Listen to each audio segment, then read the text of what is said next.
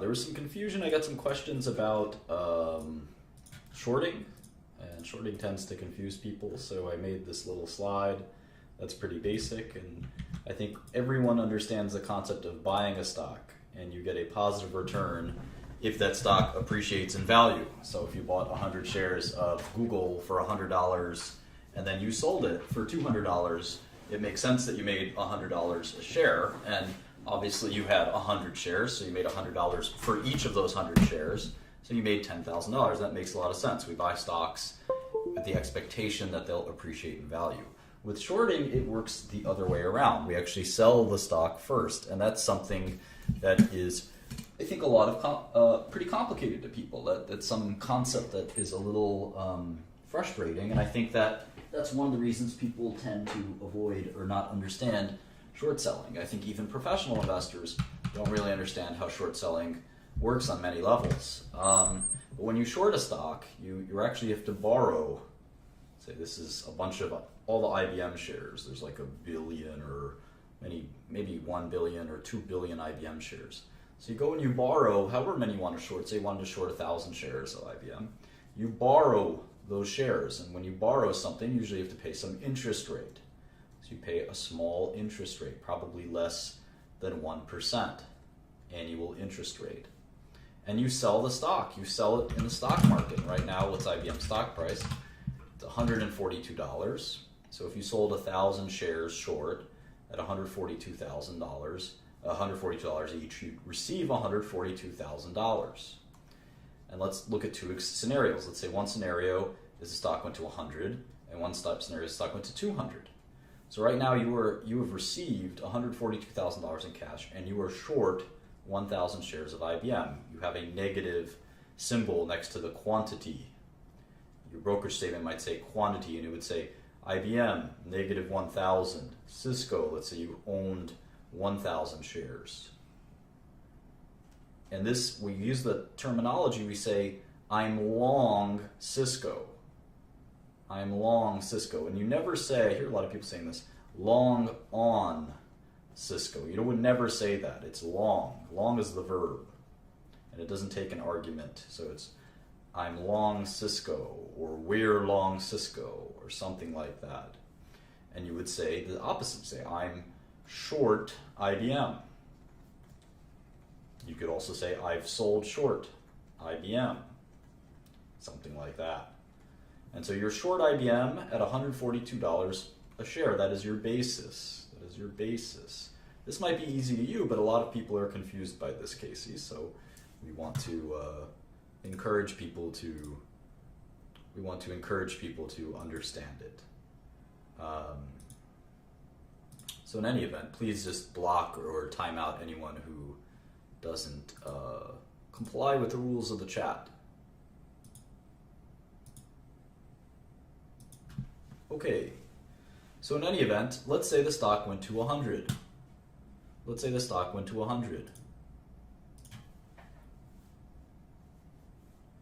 You'd make money because you shorted it at 142. In fact, you'd make $42 a share.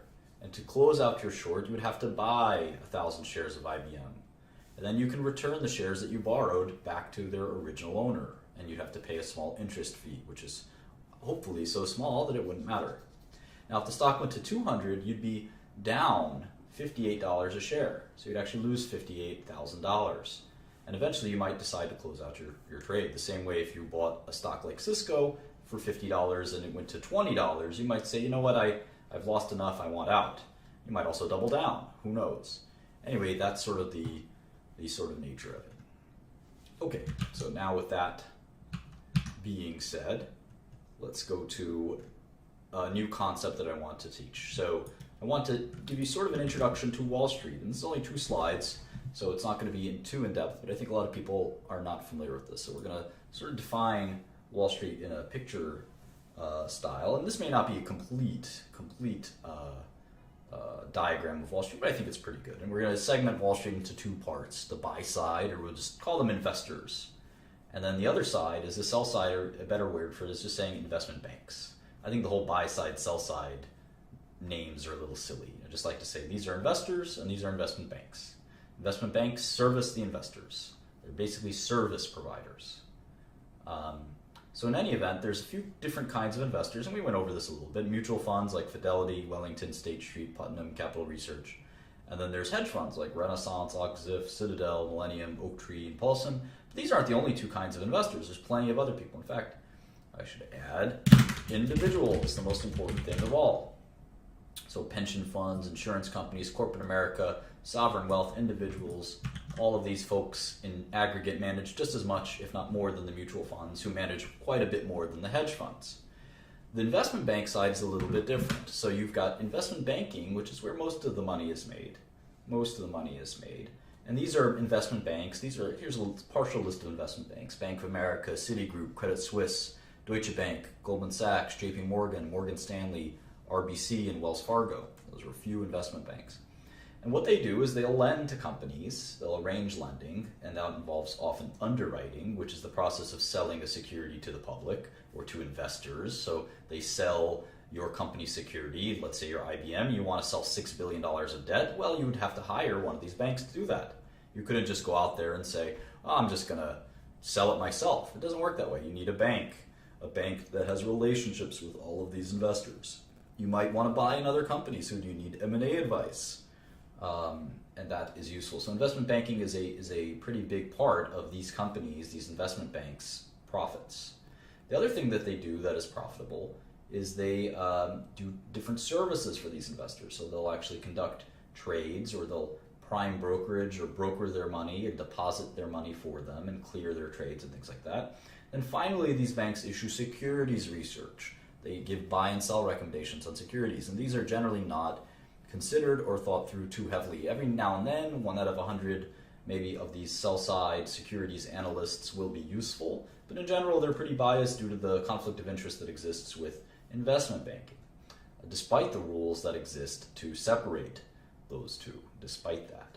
In any event, one of the things I wanted to say, and one of the things that took a long time for me to learn and was very painful for me to learn, is that when it comes to stock market recommendations, they're never worth listening to. They're always worth ignoring, no matter who they come from, including Warren Buffett or Carl Icahn. I think stock recommendations are worthless in many ways. Now, they're not completely worthless. Obviously, there can be good stock picks from people, but I think that you should spend your time more efficiently researching yourself.